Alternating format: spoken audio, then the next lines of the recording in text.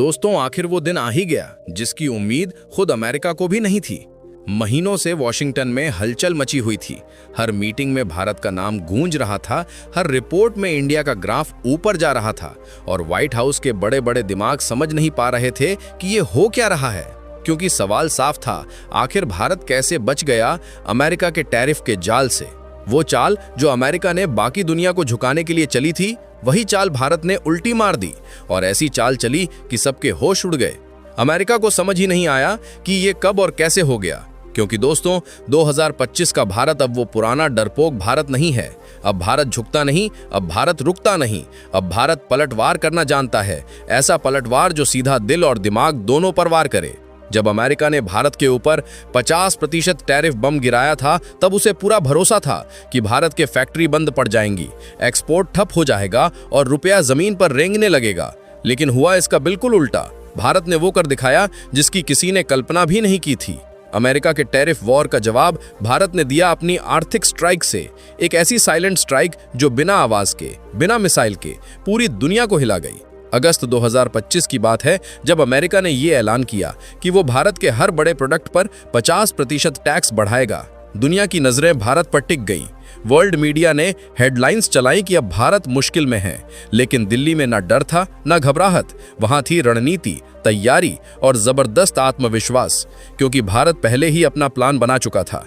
दिल्ली से मुंबई तक, चेन्नई से दुबई तक भारत ने एक साइलेंट इकोनॉमिक रेवोल्यूशन शुरू कर दिया था। सब कुछ धीरे धीरे हो रहा था और किसी को भनक तक नहीं लगी कि आखिर इंडिया करने क्या वाला है। और जब अमेरिका ने अपने टैरिफ हथियार दिखाए, तब भारत ने मुस्कुराकर जवाब दिया। भारत ने डॉलर की जंजीरों से खुद को आजाद करने की शुरुआत बहुत पहले से कर दी थी। रुपए में व्यापार, यही वो चाल थी जिसने खेल पूरी तरह पलट दिया। यूएई, सऊदी अरब, ओमान और इराक जैसे देशों से ऐसे जबरदस्त समझौते हुए कि न सिर्फ तेल के दरवाजे खुले, बल्कि नए व्यापारिक रास्ते भी बन गए। अब सौदा डॉलर में नहीं बल्कि रुपए में होने लगा और यहीं से अमेरिका का गेम ओवर हो गया। दोस्तों, अब सोचिए जरा, जब हर बड़ा कारोबार डॉलर की बजाय रुपए में होने लगा तो डॉलर की डिमांड अपने आप नीचे गिरी और जब डॉलर की मांग घट गई तो उसकी ताकत भी धीरे धीरे घुलने लगी। यही थी भारत की असली आर्थिक मिसाइल, बिना धमाके के, लेकिन असर ऐसा कि आवाज सीधी वॉशिंगटन तक पहुंची। यहीं से भारत ने दूसरा बड़ा मोर्चा खोला यूरोप में। जर्मनी, पोलैंड, बेल्जियम और इटली जैसे देशों से भारत ने नए रिश्ते जोड़े। फिर क्या था, यूरोप के सुपरमार्केट में भारतीय प्रोडक्ट्स की धूम मच गई। हमारे मसाले, कपड़े, टेक्सटाइल और इलेक्ट्रॉनिक्स ने वहां अपना जलवा दिखा दिया। धीरे धीरे भारतीय ब्रांड्स ने अमेरिकी और चीनी प्रोडक्ट्स को पीछे छोड़ना शुरू कर दिया। सारा खेल चुपचाप चल रहा था, लेकिन गजब मजबूती के साथ। जर्मनी से मशीनें आ रही थीं, भारत से तैयार माल वहां जा रहा था। दोनों देशों के बीच भरोसे की एक मजबूत डोर जुड़ चुकी थी। अब यूरोप भारत के साथ उसी अंदाज में व्यापार कर रहा था जैसे कभी अमेरिका या चीन के साथ करता था। इसके बाद भारत में तीसरा दांव एशिया में खेला। दक्षिण कोरिया, वियतनाम और थाईलैंड जैसे देशों के साथ भारत ने ऐसा नेटवर्क बनाया जिससे चीन की फैक्ट्री ऑफ द वर्ल्ड वाली छवि को सीधी टक्कर मिलने लगी। अब एशिया में नया मैन्युफैक्चरिंग हब तैयार हो रहा था और उसका नाम था इंडिया। भारत की फैक्ट्रियों में नई मशीनें गूंजने लगी, नए प्लांट लगने लगे। पहले जो विदेशी कंपनियां चीन की ओर भागती थीं, अब वो भारत की जमीन पर आ रही थीं। सैमसंग, एप्पल, फॉक्सकॉन जैसी बड़ी कंपनियों ने भी भारत में अपना निवेश बढ़ा दिया और इसकी सबसे बड़ी वजह थी भारत की स्थिर नीति और सरकार की साफ सोच। अब आते हैं चौथे मोर्चे पर, अफ्रीका। चीन ने अफ्रीका को कर्ज के जाल में उलझाया था, लेकिन भारत ने उसे दोस्ती का हाथ दिया। स्कूल बनाए, सड़कें बनाई, टेक्नोलॉजी पहुंचाई और बदले में अफ्रीका ने भारत के लिए अपने बाजार खोल दिए। आज नाइजीरिया की सड़कों पर भारतीय बाइक दौड़ रही हैं, केनिया के बाजारों में भारतीय मोबाइल बिक रहे हैं और मिस्र के स्कूलों में भारत की डिजिटल टेक्नोलॉजी पढ़ाई जा रही है। ये सब इतनी खामोशी से हुआ कि अमेरिका को भनक तक नहीं लगी और जब तक उसे खबर लगी, खेल उसके हाथ से निकल चुका था। भारत ने अफ्रीका में वो कर दिखाया जो चीन सालों से करने की कोशिश कर रहा था। अब बात अमेरिका के पड़ोस की करें, कनाडा, मेक्सिको और ब्राजील। भारत ने इन देशों से ऐसे समझौते किए कि अगर अमेरिका अपने दरवाजे बंद भी कर दे तो भारत उन्हीं के पड़ोस के रास्ते से अमेरिकी जमीन तक पहुंच सके। ये थी असली भारतीय चाणक्य नीति, दुश्मन को उसके ही घर में मात देना। और दोस्तों, जब भारत ने ये सब किया तो उसने सिर्फ नए बाजार नहीं बनाए, उसने दुनिया की सोच बदल दी कि अब वैश्विक अर्थव्यवस्था की कमान किसी और के नहीं, भारत के हाथ में है। दोस्तों, अब भारत किसी पर निर्भर रहना ही नहीं चाहता था। आत्मनिर्भर भारत अब सिर्फ नारा नहीं, एक हकीकत बन चुका था। सरकार की PLI स्कीम ने इंडस्ट्री में नई जान फूंक दी थी। मोबाइल, इलेक्ट्रॉनिक्स, ऑटो, हर सेक्टर में भारत तेजी से आगे बढ़ रहा था। पहले जो कंपनियां चीन में फैक्ट्री खोलती थीं, अब वो भारत की ओर रुख कर रही थीं। और इसी का नतीजा है कि आज भारत दुनिया का दूसरा सबसे बड़ा मोबाइल मैन्युफैक्चरिंग हब बन गया है। लेकिन दोस्तों, असली धमाका तो अभी बाकी था।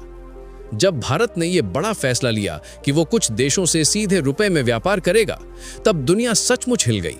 रूस, UAE और कई दूसरे देशों ने भारत के साथ रुपए में डील करनी शुरू कर दी। अब भारत को हर बार अमेरिका या डॉलर की ओर देखने की जरूरत नहीं थी।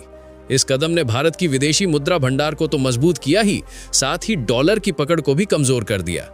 अब चाहे अमेरिका कितने भी टैरिफ बम गिरा ले, भारत की रीढ़ टूटने वाली नहीं थी, क्योंकि अब भारत के पास अपनी मुद्रा में कारोबार करने की ताकत है।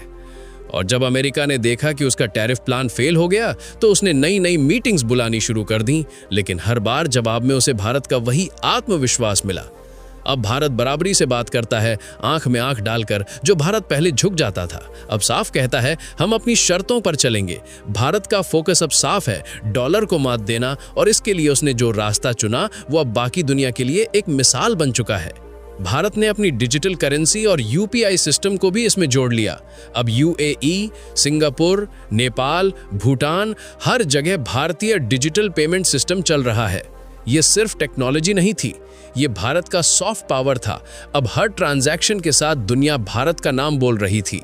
इसी बीच वर्ल्ड बैंक की रिपोर्ट आई, जिसमें साफ लिखा था, भारत ने सिर्फ 6 महीनों में 129 अरब डॉलर का एक्सपोर्ट किया, वो भी तब जब अमेरिका के टैरिफ की वजह से नुकसान होना चाहिए था।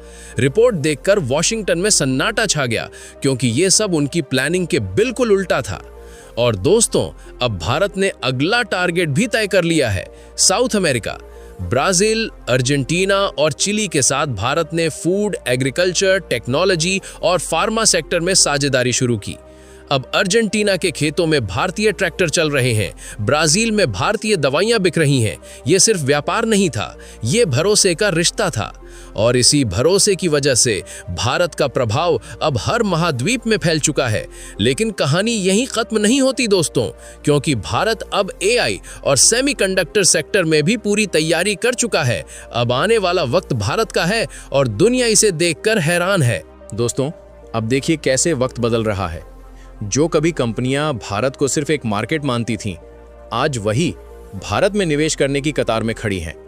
जापान, ताइवान और अमेरिका की दिग्गज कंपनियां अब भारत में अपनी चिप मैन्युफैक्चरिंग यूनिट्स लगा रही हैं। उन्हें अब महसूस हो चुका है कि आने वाला दशक टेक्नोलॉजी का होगा, और उस दौड़ में सबसे आगे है भारत। भारत ने सिर्फ निर्माण पर ध्यान नहीं दिया, बल्कि अपने डिफेंस सेक्टर को भी नए मुकाम पर पहुंचा दिया। आज भारत फ्रांस, इजराइल और दक्षिण कोरिया जैसे देशों के साथ मिलकर अपने हथियार खुद बना रहा है, अपने प्लेन, अपने ड्रोन, अपनी मिसाइलें। अब भारत किसी पर निर्भर नहीं, भारत अपने दम पर तैयार है।